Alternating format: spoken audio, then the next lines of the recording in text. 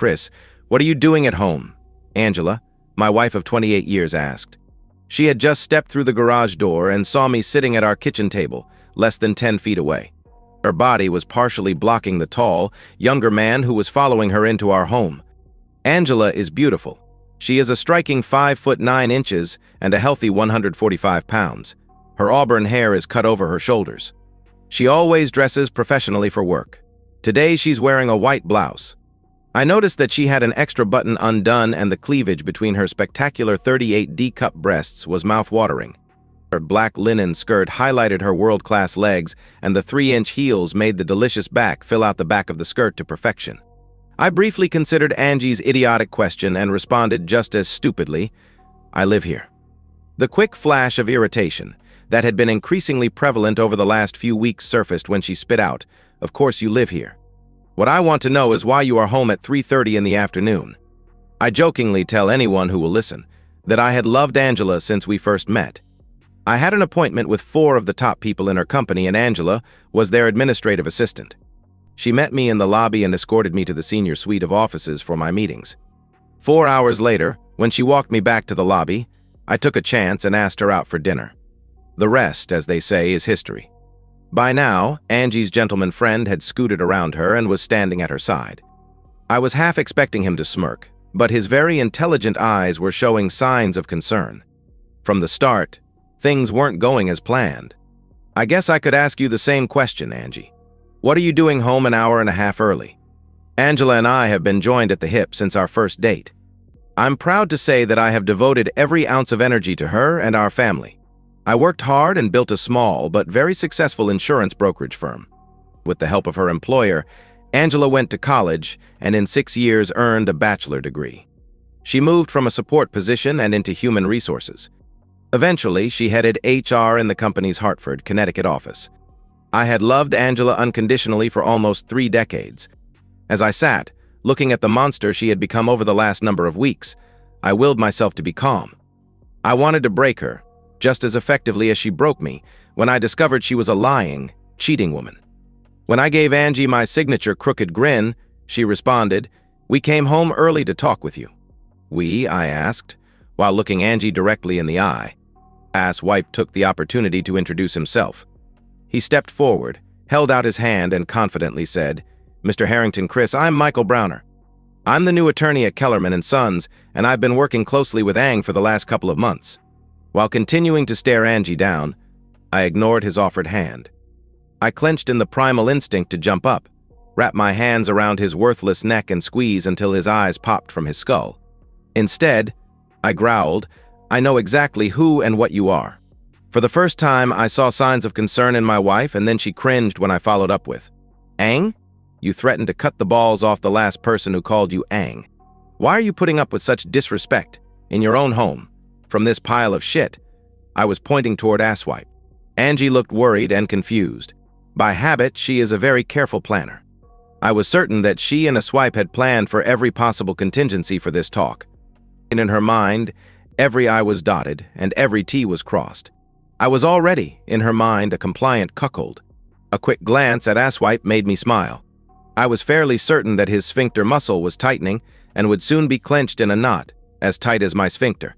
A shit show was coming, and it would be worlds different from anything that Angie and her boy Toy could imagine. I took 2 or 3 deep cleansing breaths and tried to push the rage and disgust that had been growing into a quiet corner of my heart.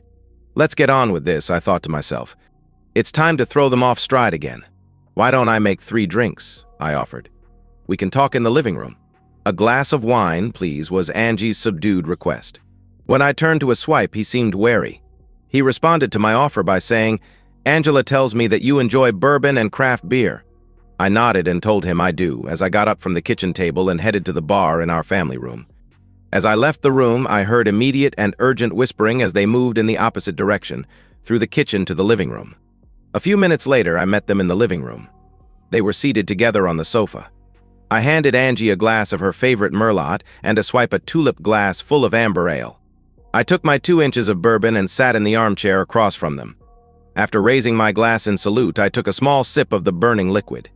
After returning the toast, Asswipe took a sip of beer. He held the glass in front of him and seemed to study the color and carbonation. He commented, This is one of the most complex amber ales I've ever had. What is it? Pabst Blue Ribbon, I answered. Swipe's eyes flared with anger and Angie looked confused and offered, "You've said that Pabst Blue Ribbon is worse than donkey urine and the crappiest beer ever made." She was halfway through her comment when she saw me laughing. She exploded, "You're such an asshole.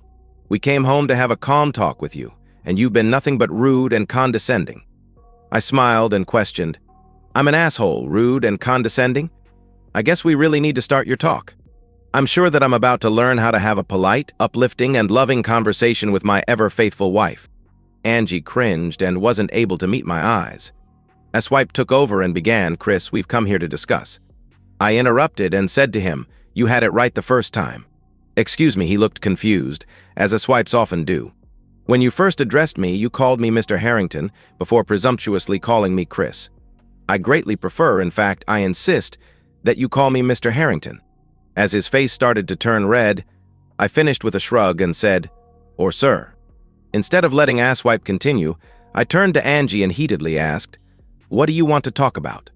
When Asswipe looked like he was going to respond, I said, "I'm talking to my wife.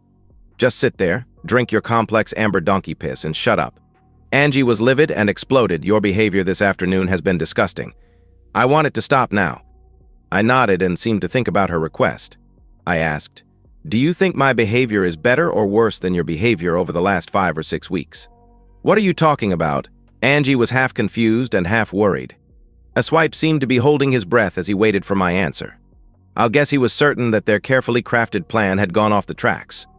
Looking Angie straight in the eye, I told her, "I don't know what pisses me off more. The fact that you let him do things to you that belonged only to me, or the fact that you treat me like an idiot." The stunned look on Angela's face was priceless. Her eyes narrowed and in a hushed voice she asked the obvious, "You know? It seems like I have more friends at your office than you do. I received an anonymous email from someone at Kellerman's 2 weeks ago. The email warned that you were having an affair and had 3 attachments that showed you on a picnic lunch at Middlewoods Park. The pictures were complete with hand-holding and kissing. I'm sorry that you had to find out that way." Angela was trying to decide how to continue when I jumped in and asked, "So you want a divorce?" "No," she slid to the edge of the couch, leaned forward, rested her elbows on her knees, and passionately said, "I love you and don't want a divorce. What Michael and I are having is a short-term fling. He's new to Connecticut and hasn't made many friends. Once he's settled, I'm sure he'll find a regular girlfriend. I'm sorry, but that doesn't work for me. I signed up for a monogamous relationship with a loving wife. Instead, I've found out that the woman I've devoted my life to is unfaithful and dumb. A divorce works much better for my future plans." Angela begged, "Chris, just stop. I don't want a divorce and I don't think you do either. This is a one-time fling and nothing more. I'm attracted to Michael and I wanted a little extra excitement in my life. It's never happened before, it will be over soon and will never happen again. I promise." I took a small sip of my bourbon and sat quietly for a few moments before responding. "First, your promises have no meaning. Everyone in this room knows you're a liar."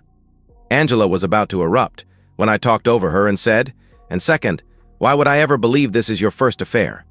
For all I know, it's your 51st. Please, you need to stop and think. We've worked together to build our family, and now that Kelly is married and thinking about starting her own family, we can slow down and plan for a wonderful retirement in a few years. My fling with Michael will be long over and forgotten." I got up and, without asking if anyone wanted another drink, walked to the den and refilled my glass. I was confident that my poor manners were not lost on the 2 idiots in the living room. They were huddled together and whispering when I returned. "May I say a few things, Mr. Harrington?" Asswipe asked. "The floor is yours," was my disgusted reply. He gathered his thoughts before saying, "Angela is right. Our relationship is just a short-term fling. I regret that I let a married woman into an affair. I've never done that before. But we hit it off. As you know, she is a spectacular woman. Your threat of divorce, while understandable in the heat of the moment, will prove unwise over the long term. You've invested decades together. Don't throw it away." Angela was initially worried that the prenuptial agreement her father had you both sign would cause her to lose many of her assets in a divorce, if we were caught. I can assure you, as a lawyer, that a nearly 30-year-old agreement can easily be overturned. Laws change. Legal wording becomes outdated. Any competent attorney will have the document laughed out of court. But even more important than that, you need ironclad proof of infidelity. Other than some mild, innocent public flirting that some of our associates may have seen, I'm confident you don't have the evidence necessary to enforce the agreement. I wondered, as he finished his brilliant legal summation, how my wife had become so stupid. Turning to Angela, I wondered, I can't understand why you would take legal advice from a corporate attorney who graduated in the bottom quarter of his class from Texas Southern University Law School. Texas Southern is ranked as one of the top 10 worst law schools in the country, year in and year out. How did you know? He asked. Swipe didn't finish as I answered. One of my many mottos is know thy enemy. I continued. As I turned my attention back to Angela, what's your plan moving forward, Angie? She took a few moments to think things through before she told me. Michael and I are going to spend the weekend together. I'll be staying at his apartment tonight, and in the morning we are leaving for New York City. We'll stay in the city tomorrow and Saturday night, and I'll be home on Sunday. Even though I knew their exact plans, the sheer audacity of my wife's statement tore my heart from my chest. I hoped she could see the crushing sadness in my eyes as I asked, so not only have you shared your body with this piece of crap, but you're also going to share our quarterly getaway weekend with him? We've gone to New York City 4 times a year, every year since we've been married. Memories of all the spectacular sights we've seen together. The award-winning Broadway plays, the concerts and sporting events. You've smashed all of the thousands of heartwarming memories. I don't know what's happened, Angie, but you've become as big a pile of shit as this asshole. I was obviously indicating a swipe. Angela could tell I was devastated and responded accordingly. I didn't hear a single word she said, as the voices in my head were screaming, end it. End it now. Looking over at a very concerned Swipe, I asked, is your wife okay with my wife? Christopher. Stop. Michael is a widower. His wife died several years ago. He would never cheat on his wife, she answered. Even Swipe had the decency to cringe at my wife's last statement. I smirked and said to Angela, unlike you. I continued immediately and asked, is that true? You're widowed. He quickly looked back and forth between Angie and me and hesitantly said, yes. I reached down and pulled a manila folder from the backpack sitting on the floor next to my chair. I opened the folder, scanned the first page, and read, Dr. Cynthia Browner, Emergency Department Surgeon, Ascension St. John's Hospital, Detroit, husband Michael, daughters Katie and Lacey. Dr. Browner has resigned from her current position effective June 22nd and will be moving to the Hartford, CT area to join her husband immediately after her children get out of school. She will be working in a similar position at St. Francis Hospital and Medical Center in Hartford. If I wasn't so grossly unhappy about my marriage, I would have laughed hysterically at the look on Angela's face. You lied to me, she wanted to know. I couldn't help it. I did laugh. Can you imagine? I bellowed. A cheat and a liar lies to a cheat and a liar. What's this world coming to? Michael reached out and cupped Angela's hand. Just before I could shout, get your hands off my wife, I realized I just didn't care. Ang, baby. I'm sorry, I did lie. I couldn't help it. You are so sexy and beautiful. I wanted you and needed you and I lied, so I could have you. He stood while still holding her hand. Let's go back to my place and talk. We'll go to New York tomorrow and have a great weekend. When we get back, we'll still have 3 weeks until my family arrives. At that point, you can be a full-time wife and I'll be a full-time husband and father. Angela considered her options for a few moments before standing. She took Swipe's hand and turned toward me. After this weekend, I promised to give up Michael completely. I'll come home on Sunday and I'll be the same loving wife I've always been. Angie and I stared at each other for a while. I wondered if she could hear my already crushed heart continuing to break. I've sat here somewhat politely, while you both had the opportunity to tell me about your fling and how, in the long term, it won't affect my relationship with Angie. I'd like to ask that you both sit down and give me a similar 30 minutes of time to lay out the changes I see happening. They looked back and forth between each other and me, trying to silently decide what to do. I pushed the issue and said, the least you can do is give me 30 minutes of your time. Reluctantly, they sat. I've set up several Zoom meetings for us, I told them as I pointed the remote at the TV and pressed a few buttons. I'd become an expert at arranging Zoom online meetings during the COVID-19 pandemic. When the TV lit up, I said, Peter, Lou, can you hear me? I was talking to the 2 faces on the screen. We can, Chris, Peter answered. I continued, Angie, you obviously know our family attorney, Peter. I'd like to introduce you to his partner and my new divorce attorney, Lou Baird. Gentlemen, I'd like to also introduce you to corporate attorney extraordinaire, Michael Browner. Angie and Asswipe were stunned as I finished with, "Gentlemen, you have the floor." Lou immediately started, in a no-nonsense manner. "Mrs. Harrington, I am representing your husband in your upcoming divorce. Papers were filed with the court earlier this afternoon. I'd greatly appreciate it if you would retain an attorney and make arrangements to officially be served. I'll give you until the end of the day on Monday. If I haven't heard from your attorney, we will hire a process server. We have filed for divorce using infidelity as the cause. We have private investigators' report that documents in great detail, using audio, visual, and telecommunication proof, your sexual affair with Mr. Browner." As Lou was finishing his last statement, I tossed a second manila folder onto the coffee table in front of Angie. The loud slap made both assholes jump. "It's a copy of our divorce petition, including the private investigator report," I told the stunned couple. While Asswipe reached for the folder, Angie looked back to the screen. "We will be insisting that the prenuptial agreement is fully enforced. I know that you are aware that every 2 years all of your family's business and personal legal matters are reviewed. As part of that review, the prenuptial agreement has been revised so as to stay within the current state legal guidelines. As we have your signed and notarized signature for every update over the last 28 years, I am 100% confident that the prenuptial agreement is fully enforceable. Per a vote last night by the Board of Directors of Harrington Brokerage, you are relieved of all corporate responsibilities and you are no longer associated with Mr. Harrington's firm in any way. You will have 7 days to return your car to the company. Your company credit cards have been paid off and canceled. Your cell phone will be canceled in 7 days. Your membership to Cedar Mountain Country Club and La Fitness is canceled. We have also paid off and canceled the 3 joint credit cards you have shared with my client. We have frozen your joint savings, checking, and retirement funds. Per the prenuptial agreement, we expect an 80-20 split of the cash and near-cash assets in Mr. Harrington's favor. Per the agreement, Mr. Harrington will retain your house free and clear. We have asked the court to expedite your eviction. As you have a home that you have been sharing on occasion with Mr. Browner, we will argue that it is easier for you to move. We are asking the court to give Mr. Harrington full possession of the property immediately and give you 30 days to remove your personal property from the house. There will be no alimony and obviously child support isn't relevant. There are many smaller claims that my client has made. Your attorney can explain them to you. Chris? Have I missed anything? You've hit all the highlights, Lou. Thanks, the TV screen immediately went black. Just as quickly, Angie jumped to her feet and screamed, "Wait," she looked at me and said, "Get them back. I have questions." I laughed and said, "That's not how it works, Angie. You'll need to hire your own lawyer to get your answers." "You motherfucker," Angie growled. "I'm going to fucking destroy you." With a smirk, I looked at her partner in crime and asked, "Hey, Asswipe, what does your near-genius legal mind tell you is on this woman destroying me in the divorce?" His silence had Angela sink back into the couch and curl around herself. I'll guess my smile was ear to ear. I simply held up the TV remote and waved it at her before pointing it at the TV. As the second Zoom meeting started, I said, "Jake, can you hear me?" "Hi, Chris. I've got a conference call that I need to jump on, so this will be quick." "Browner, you are fired effective immediately. Your personal items are being removed from your office and will be in a box in the lobby.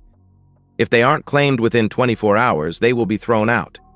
You will not be receiving a recommendation." Angela, I could hear her boss slow down and sigh. I looked over at Angie and saw her shaking. She was scared to death. "I can't tell you how disappointed I am. Your behavior as a senior member of my staff is inexcusable. That being said, 29 years of exemplary service must be taken into account. Your position in Hartford has been eliminated. I'm offering you the same position at our facility in Albany, New York. You have a week to decide if you'll take the transfer and 30 days to move to Albany." The screen went blank again as Angie cried into her hands and Asswipe slouched back into the couch. I was purposely smirking at Asswipe. When he saw me, his rage started to build. He was younger, bigger, and I'll guess stronger. Unfortunately for him, he was as stupid as a bag of rocks. As Asswipe was ready to explode, I once again waved the remote, pointed it toward the TV, and pressed a button. The screen lit up and I asked, "Dr. Browner, can you hear me?" Asswipe and Angie sat in stunned silence. They were white as ghosts and their mouths were hanging open. The face of a beautiful blonde filled the screen. She said, "I've asked you to call me Cynthia." "Sorry, Cynthia. The floor is yours." "Michael, I filed for divorce. Expect to be served over the next few days. The kids and I will remain in Michigan. I've been able to keep my current position at the hospital. A swipe begged, "Cynthia, please. We can work this out. It was just a fling." The face on the screen looked disgusted. "I've been doing some checking since Chris contacted me. This is the third job you have lost because you could not resist the lust and desire of other women. After I received the private investigator's report, I contacted him and asked him to continue the excavation." Everyone was staring intently at the screen when Cynthia continued, "Miss Harrington, do you know Alice Packer? Joy Likely? Tori Jones? Candy Phillips?" When Angie didn't answer, Cynthia laughed and said, "I really don't expect an answer. The question was rhetorical. I know they are all associates of yours. Did you know Michael had flings with each of them? Can you imagine? You were just one of his many flings. Tell me where to send your crap, Michael. You're not welcome at my house." When the screen faded to black again, a swipe yelled, "I'm going to kill you, asshole." He struggled to his feet as I slipped my Colt .45 from between the chair cushion and pointed the monster at him. A swipe looked like he was going to vomit, which was exactly the look I wanted. "You've got two choices, asswipe. You can leave, or you can sit down and shut the fuck up. I don't care what you do, but if you come at me, I'm going to shoot your left ball off." I'm not sure if I was completely happy that he sat back down, but was grateful that I'd be able to have my last planned Zoom meeting. I looked over at Angie. She was pale, her cheeks were streaked with tears, and mascara was smudged around her eyes. She looked awful. "I've been seeing a counselor for the last 2 weeks." Angie groaned and cried.